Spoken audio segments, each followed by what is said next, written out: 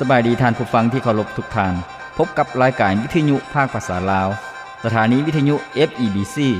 รายการ30นาทีต่อไปนี้หวังว่าจะเป็นประโยชน์ต่อท่านผู้ฟังในการดำเนินชีวิตเมื่อท่านผู้ฟังได้ติดตามรายการนี้ท่านก็จะมีความหวังมีความสุขในการดำเนินชีวิตเชิญท่านผู้ฟังติดตามได้ดังต่อไปนี้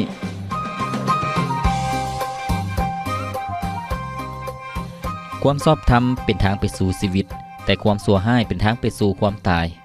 สุภาษิตบทที่12ข้อที่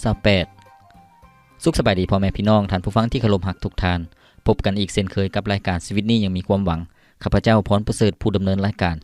ยินดีต้อนรับท่านผู้ฟังที่จะมาศึกษาเรียนรู้และรับพรจากรายการของพวกเขารายการของพวกเขาได้นำเสนอข้อมูลและคำสอนที่มาจากพระคิดธรรมคัมภีร์ซึ่งเป็นถ้อยคำของพระเจ้าพระคิดธรรมคัมภีร์นั้นมีฤทธิ์เดชและสามารถเปลี่ยนแปลงชีวิตของคนเฮาทุกยุคทุกสมัยให้มีชีวิตที่เป็นพระพรและรับพระพรจากพระเจ้าท่านผู้ฟังท่านใดที่เปิดใจเรียนรู้และศึกษาถ้อยคำของพระเจ้าก็จะได้ชื่อว่าเป็นคนที่มีสติปัญญาเพราะว่าพระเจ้าทรงเป็นพระเจ้าแห่งสติปัญญาและพระเจ้าจะทรงให้ความเข้าใจสำหรับชีวิตของท่านผู้ฟัง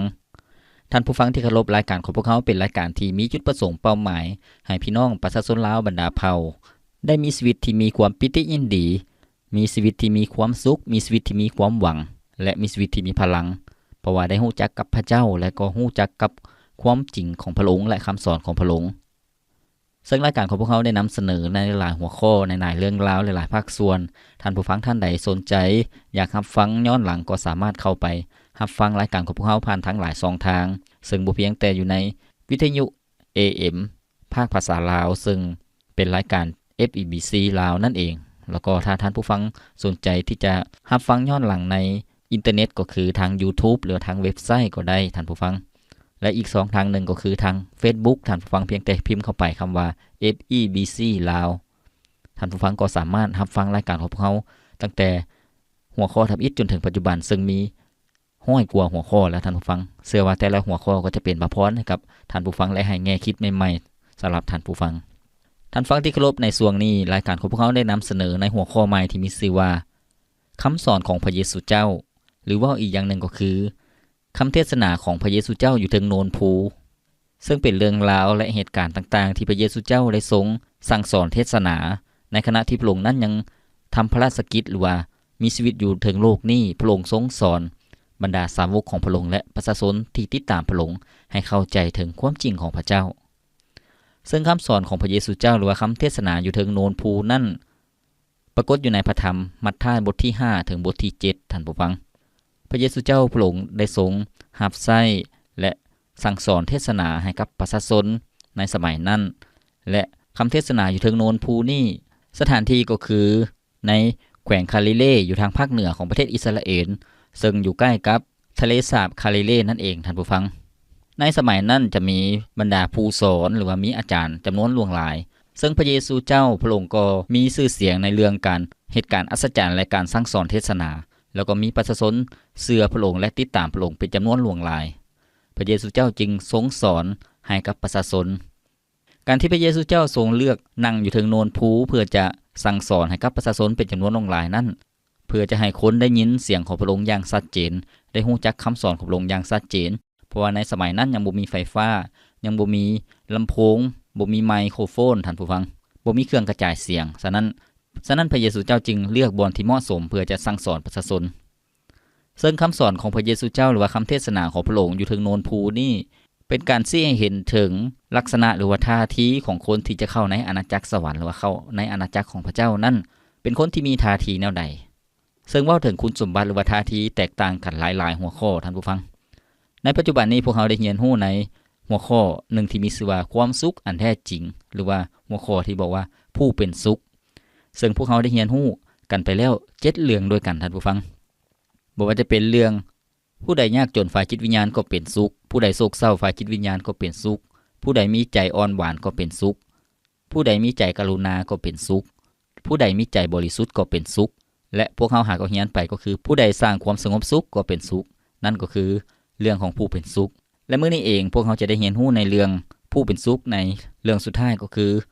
ผู้ใดถือข่มเหงเพราะเห็นแก่ความชอบธรรมก็เป็นสุขท่านผู้ฟัง ผู้ใดที่ถูกข่มเหงเพราะเห็นแก่ความชอบธรรมก็เป็นสุขปรากฏอยู่ในพระธรรมมัทธิวบทที่5ข้อที่10ถึงข้อที่12ก็ได้มีเรื่องราวและเนื้อหาดังต่อไปนี้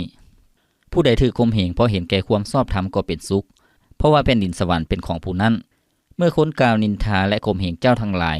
และเว้าความชั่วอันบ่จริงทุกอย่างต่อสู่เจ้าทั้งหลายเพราะเห็นแก่เฮาพวกเจ้าก็เป็นสุขจงเป็นสุขและจงชื่นชมยินดีเถิดเพราะพวกเจ้ามีบำเหน็จอันยิ่งใหญ่ในสวรรค์แล้วบรรดาผู้ทำนวยในสมัยก่อนก็ถือข่มเหงอย่างเดียวกันนี่แหละ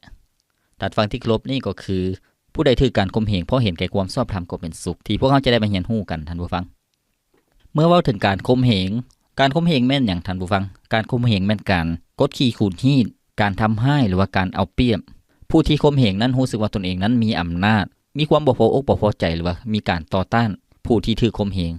ผู้ที่ถือข่มเหงนั้นก็จะถูกรบกวนถูกต่อต้านถูกปฏิเสธหรือว่าถูก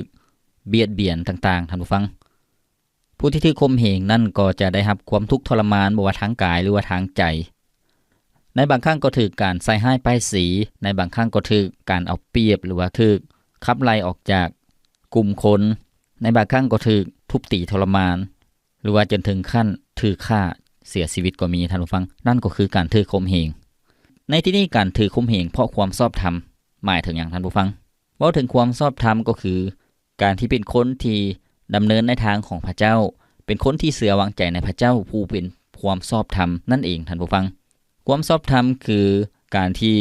พวกเขานั้นเฮ็ดตามแบบอย่างพระเยซูเจ้าหรือว่าเว้าอีกอย่างหนึ่งก็คือการต้อนรับเชื่อในพระเยซูเจ้านั่นเองท่านผู้ฟังการที่พวกเขารับเชื่อในพระเยซูเจ้าและเชื่อฟังคำสอนของพระเยซูเจ้าและปฏิบัติตามคำสอนของพระเจ้านั่นเป็นการที่พวกเขายึดมั่นในความจริงของพระเจ้าบ่แม่นความขี้ตัวหลอกลวงบ่แม่นความอาธรรมหรือว่าความชั่วร้ายต่างๆแต่ในความบริสุทธิ์ในความจริง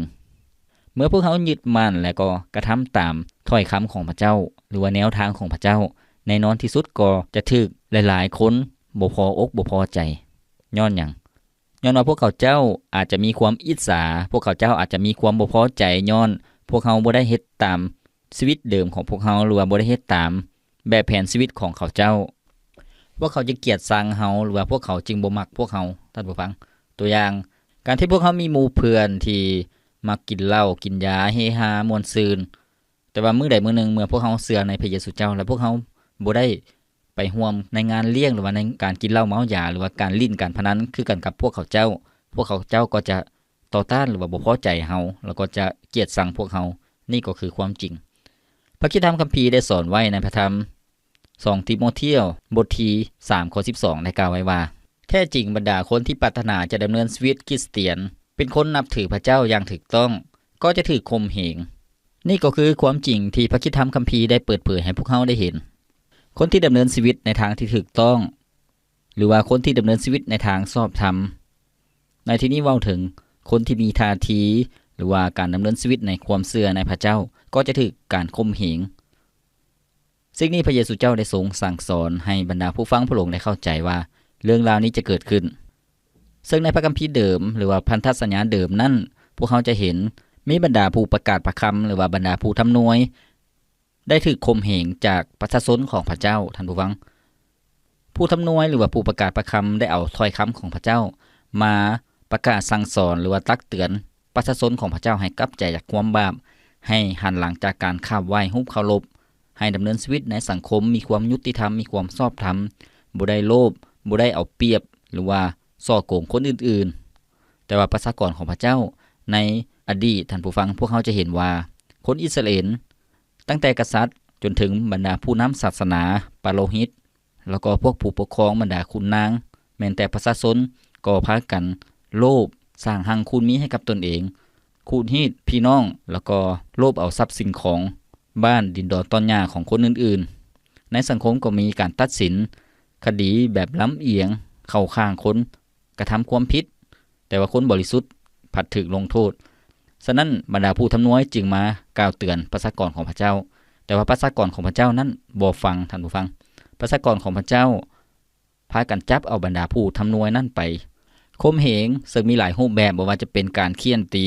การเอาก้อนหินควางใส่จนตายหรือว่าการประหารชีวิตหรือว่าจับไปขังคุกท่านผู้ฟังนั่นก็คือการ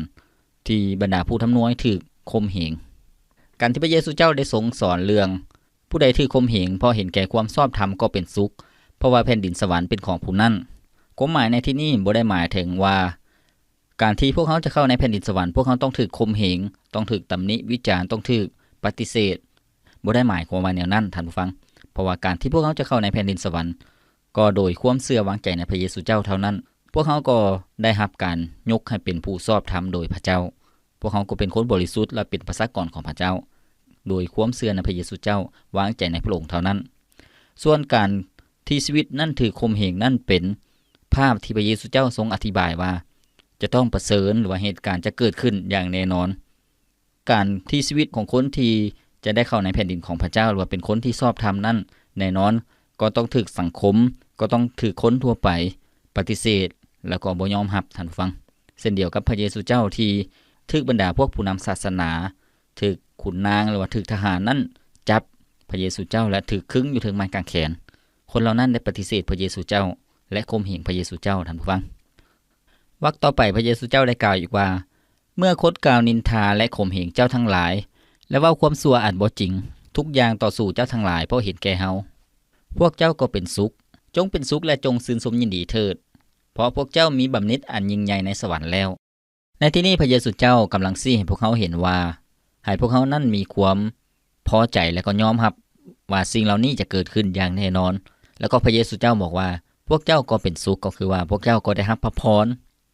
พระเยซูเจ้ายังบอกให้พวกเขาว่าจงชื่นชมยินดีเถิดเพราะพวกเจ้ามีบำเหน็จอันยิ่งใหญ่ในสวรรค์ความหมายก็คือว่าพระเจ้าจะทรงให้พวกเขานั้นได้ครอบครองในแผ่นดินสวรรค์ได้รับมรดกร่วมกับพระเจ้าเป็นสิ่งที่พระเจ้าทรงให้คำมั่นสัญญาสำหรับผู้ที่เชื่อวางใจในพระองค์และ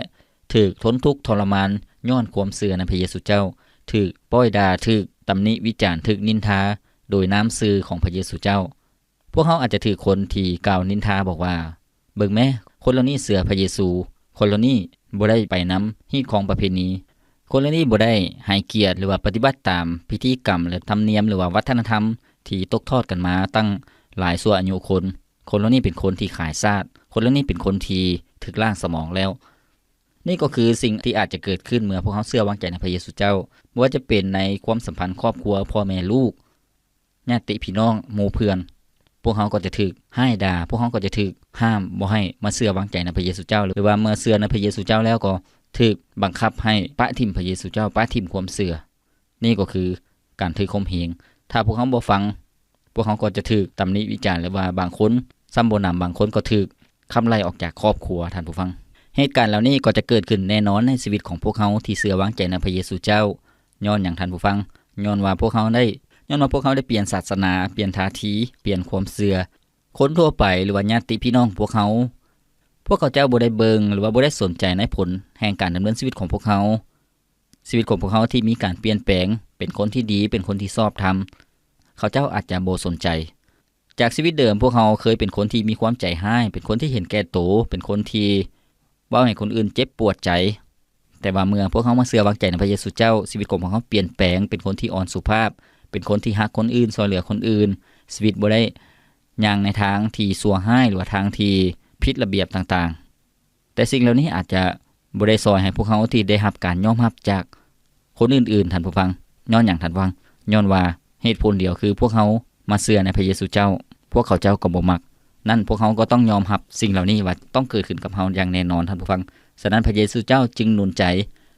คนที่เชื่อวางใจในพระองค์ให้มีความชื่นชมยินดีแล้วก็เป็นสุขเถิดเพราะว่าพวกเขาได้รับบำเหน็จในพระเจ้านั่นก็คือว่าแผ่นดินสวรรค์เป็นของพวกเขาอย่างแน่นอนพระองค์บ่อยากให้คนที่เชื่อวางใจในพระองค์นั้นมีความท้อถอยใจหรือว่าโศกเศร้าใจย้อนถูกปฏิเสธย้อนถูกการข่มเหงย้อนถูกการดูหมิ่นนินทาแต่พวกเขายอมรับสิ่งเหล่านั้นพระเยซูเจ้าทรงเข้าใจพวกเขาท่านผู้ฟังที่เคารพให้พวกเขามาฟังเพลงจากรายการของพวกเขาก่อนจักหนึ่งเสียงเพลงแล้วพวกเขาจะมาเรียนรู้ในหัวข้อนี้นำกันอีก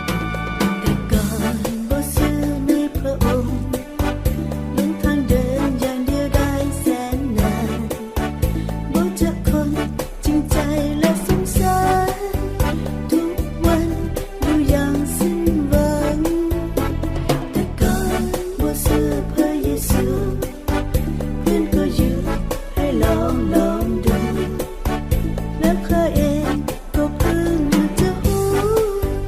นั่นคือ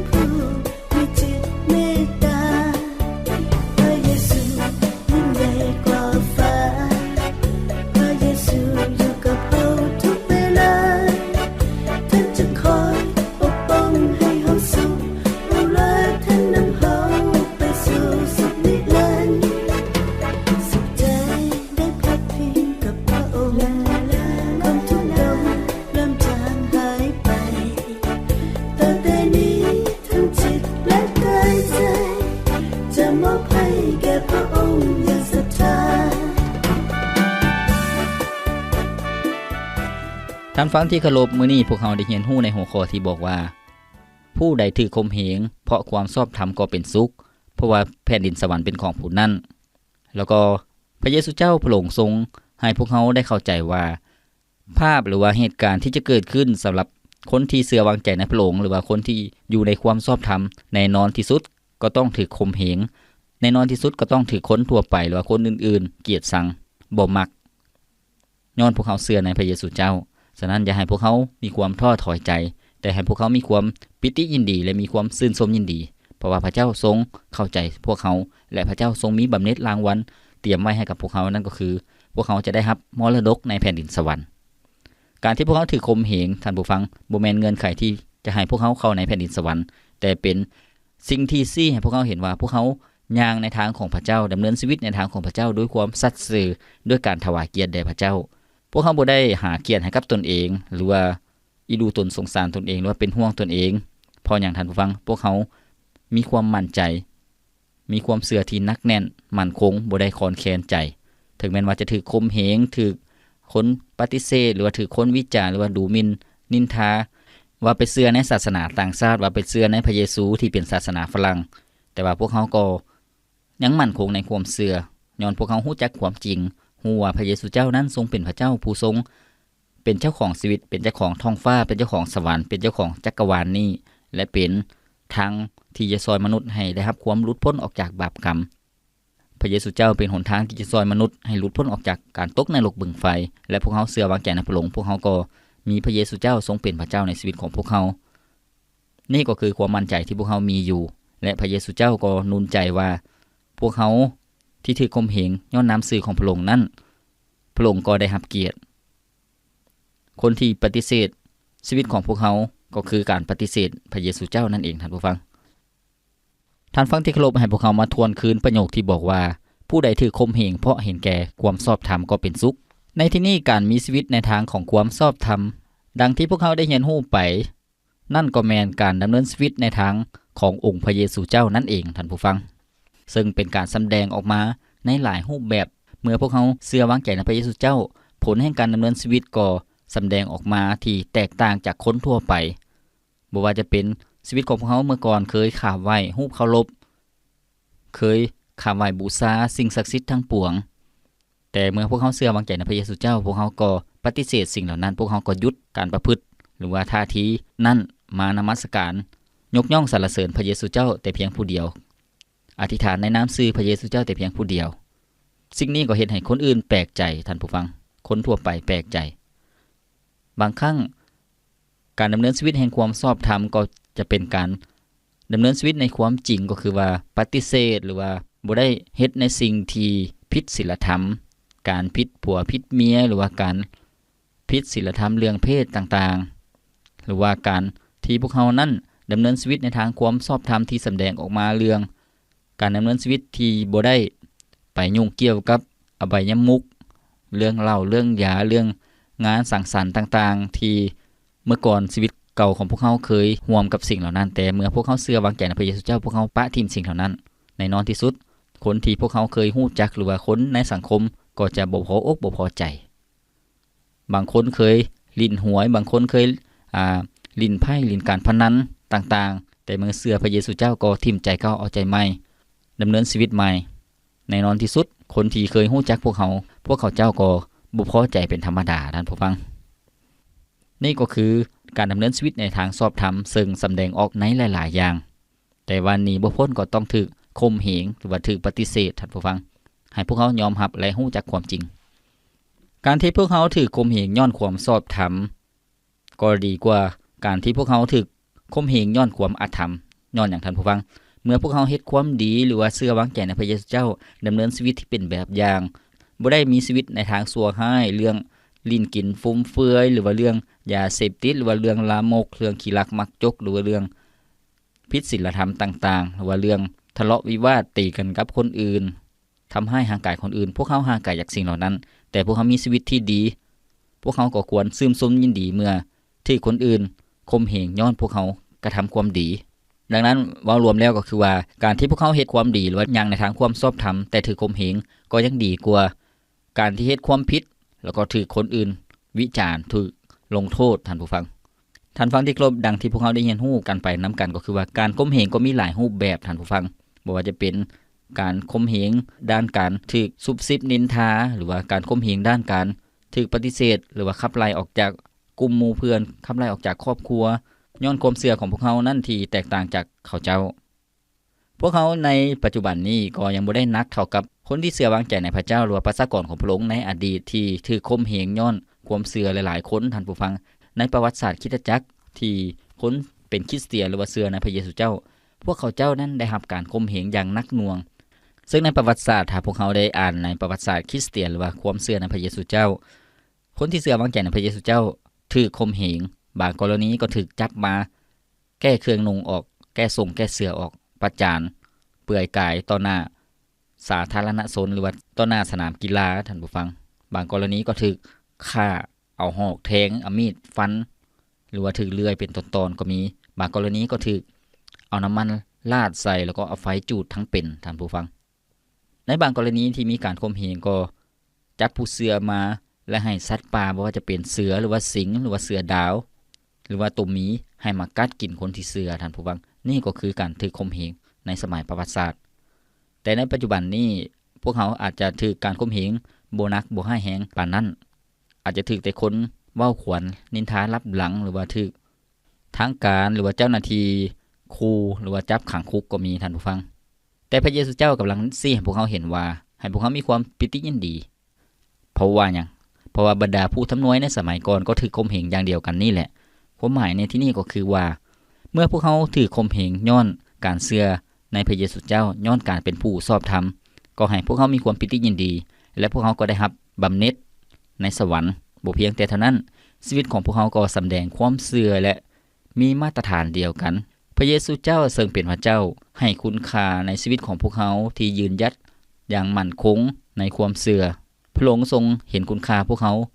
มีเกียรติเหมือนกับบรรดาผู้ทำนวยหรือว่าบรรดาผู้ประกาศประคำในอดีตที่มีเกียรติและพระเจ้าทรงพอใจในชีวิตของพวกเขาเจ้าท่านผู้ฟังท่านฟังที่เคารพชีวิตของพวกเขาที่สัตย์ซื่อในพระเจ้าพวกเขาถือข่มเหงพระเจ้าให้พวกเขามีความเข้มแข็ง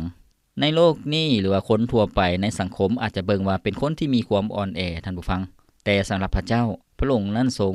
ให้กำลังใจพวกเขาพระองค์นั้นทรงให้คำสัญญาว่าพวกเขานั้นจะมีบำเหน็จนั่นก็คือพวกเขาจะได้รับมรดกในอาณาจักรสวรรค์ก็คือในแผ่นดินของพระเจ้ามรดกของผู้เชื่อวางใจในพระเจ้าก็คือว่าพวกเขาจะได้ร่วมครอบครองกับพระเจ้าในแผ่นดินสวรรค์และอาศัยอยู่ในแผ่นดินสวรรค์อย่างมีความสุขตลอดไปกับพระองค์ท่านผู้ฟังนั่นก็คือคำมั่นสัญญาสำหรับผู้เชื่อวางใจในพระองค์ผู้ที่อยู่ในความชอบธรรมแต่ว่าถือข่มเหงพระเจ้าทรงให้คำมั่นสัญญาเว้าถึงอนาคตที่พวกเขาจะได้รับท่านฟังที่เคารพกลับมาที่ประโยคที่บอกว่าผู้ใดถือข่มเหงเพราะเห็นแก่ความชอบธรรมก็เป็นสุขเพราะว่าแผ่นดินสวรรค์เป็นของผู้นั้นดังที่บอกท่านฟังแผ่นดินสวรรค์เป็นของผู้นั้นหมายถึงการครอบครองของพระเจ้าในปัจจุบันและในอนาคตก็คือในแผ่นดินสวรรค์ที่พวกเขาจะได้อยู่กับพระองค์ส่วนในปัจจุบันล่ะท่านผู้ฟังในปัจจุบันนี้ก็คือในชีวิตจิตใจของบรรดาผู้ที่เชื่อวางใจในพระเยซูเจ้าก็เป็นอาณาจักรของพระเจ้าชีวิตของผู้ที่เชื่อนั้นก็เป็นสถานที่สถิตของพระเจ้านั่นก็คือห่างกายของผู้เชื่อท่านผู้ฟังพวกเขาเองที่เชื่อวางใจในพระเยซูเจ้าพระเจ้าทรงครอบครองในชีวิตของพวกเขาพระเจ้าองค์นี้ที่ทรงครอบครองในชีวิตของพวกเขานั้นทรงเป็นพระเจ้าผู้ทรงมีฤทธิ์อำนาจบ่จำกัดเป็นพระเจ้าผู้ทรงมีชัยชนะเหนือความชั่วร้ายทั้งสิ้นท่านผู้ฟังพระองค์นั้นทรงมีชัยชนะเหนือความตายเหตุฉะนั้นหากพวกเขาเชื่อวางใจในพระเยซูเจ้าการครอบครองของพระองค์ก็อยู่ในชีวิตของพวกเขาผลของความบาปต่างๆก็ถูกกำจัดท่านผู้ฟังพระเจ้าทรงมีชัยชนะเหนืออำนาจความมืดและวิญญาณชั่วร้ายต่างๆผีมารซาตานบ่สามารถที่จะมาต่อสู้กับพระเจ้าได้พระเจ้าทรงชัยชนะพวกมันแล้วเหตุฉะนั้นชีวิตของพวกเขาที่เชื่อวางใจในพระเจ้าพวกเขาก็เป็นชีวิตที่มีชัยชนะพระเยซูเจ้ากำลังหนุนใจผู้เชื่อวางใจในพระองค์ว่าเมื่อพวกเขาถูกข่มเหงหรือว่าถูกสถานการณ์ถูกเหตุการณ์ที่เฮ็ดให้พวกเขาตกทุกข์ได้ยากเฮ็ดให้พวกเขานั้นบ่สบายใจเฮ็ดให้พวกเขานั้นทนทุกข์ทรมานย้อนพวกเขาตัดสินใจเชื่อวางใจในพระเยซูเจ้าให้พวกเขามีความยินดีและเป็นสุขเพราะว่าเหตุการณ์เหล่านี้จะเกิดขึ้นอย่างแน่นอน ชีวิตของพระเยซูเจ้าเองก็เป็นแบบอย่างถึงแม้ว่าพระองค์ทรงเป็นพระเจ้าผู้ทรงยิ่งใหญ่เป็นพระเจ้าผู้ทรงบริสุทธิ์เป็นพระเจ้าผู้ทรงชอบธรรมแต่พระองค์ก็ยังหนีบ่พ้นการถูกข่มเหงท่านผู้ฟังพวกเขาจะเห็นว่าพระเยซูเจ้าถูกทดลองถูกวางกับดักถูกวางแผนที่จะจับพระเยซูเจ้าและมาทรมานและมาฆ่าทิ่มเสียพระเยซูเจ้ายังได้ทรงยกแบบอย่างของบรรดาผู้ทำนวยและผู้ประกาศพระคำในอดีตที่ถูกข่มเหงย้อนอยู่ฝ่ายพระเจ้าสิ่งเหล่านี้เป็นสิ่งที่หลีกเลี่ยงบ่ได้ฉะนั้นท่านผู้ฟังที่เคารพเมื่อพวกเขาเชื่อวางใจในพระเยซูเจ้าหากพวกเขาถูกข่มเหงถูกปฏิเสธถูกต่อต้านพวกเขาจงมั่นใจว่าเหตุการณ์เหล่านี้มันจะเกิดขึ้นอย่างแน่นอนและเป็นสิ่งที่ชี้ให้พวกเขาเห็นว่าความเชื่อของพวกเขานั้นเป็นความเชื่อที่แท้จริงสิ่งที่พระเยซูเจ้าสิ่งที่พระคริสตธรรมคัมภีร์ได้ทำนวยไว้ก็เกิดขึ้นกับชีวิตของพวกเขาเป็นการยืนยันว่าพระคัมภีร์เป็นความจริงตัวอย่างเมื่อพวกเขาเป็นคนเดียวในครอบครัวที่เชื่อพระเจ้าหรือว่าเป็นครอบครัวเดียวในหมู่บ้านที่เชื่อในพระเยซูเจ้าในนอนที่สุดก็จะถูกคนในคุ้มหรือว่าในหน่วยหรือว่าในหมู่บ้านนั้นปฏิเสธพวกเขาหรือว่าบางครั้งอาจจะถูกทางการที่จะมาอบรมหรือว่ามาสั่งให้พวกเขาที่จะปะทิ่มความเชื่อในพระเยซูเจ้าบ่ดังนั้นก็จะถูกลงโทษบ่ดังนั้นก็จะถูกจับขังคุกหรือว่าบ่ดังนั้นก็จะถูกขับไล่ออกจากหมู่บ้านพวกเขาอาจจะเจอกับการทดลองการข่มเหงต่างๆนานาท่านผู้ฟังแต่ในพระคริสตธรรมคัมภีร์ก็ได้ให้พวกเขาเห็นว่าการข่มเหงการทดลองต่างๆที่เกิดขึ้นพระเจ้าให้พอเหมาะสำหรับแต่ละคนเพราะว่าพระเจ้าทรงเป็นพระเจ้าผู้ทรงมีฤทธิ์อำนาจบ่จำกัดพระองค์ทรงฮู้ทุกสิ่งและฮู้ว่าพวกเขานั้นมีกำลังจำกัดมีกำลังส่ำใดที่จะเผชิญกับปัญหาหรือว่าการทดลอง